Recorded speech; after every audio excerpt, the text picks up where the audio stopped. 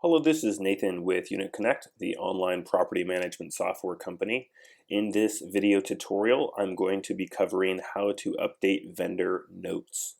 So I'm going to start by clicking on the Vendors tab here in the top main menu. Following, I'm going to select a property, and now we have our associated vendors. I'm going to click on Fire Extinguisher Corporation, and on the left-hand side, under Actions, we have Vendor Notes, and I'm going to go ahead and click on that.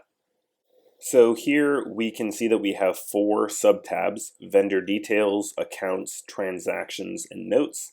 And under here we have 3 subtabs, which we have a Communication Log, Notes, and our ability to upload documents.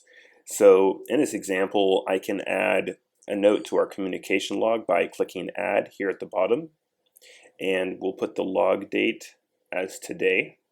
I'll say that it was reported on today.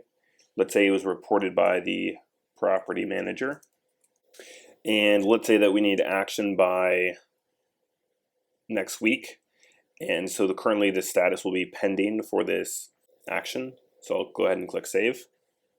And so now we can see that that is currently here, and we can see that under status we have it pending, and we can see when it needs to be resolved by. If I wanted to modify it, I can click on it and click on Modify, and let's say I want to close it, so I'll click Close and click Save. Alright, and so now we can see our status is closed.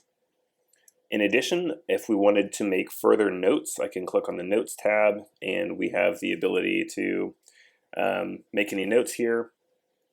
If you do add any notes, you'll want to click on Update Notes after you've added anything, and you also have the ability to upload documents. So maybe, for example, you want to upload pictures of the new expiry date for the fire extinguishers, or whatever it may be that you want to keep track of. All right, that concludes this video tutorial on how to update vendor notes.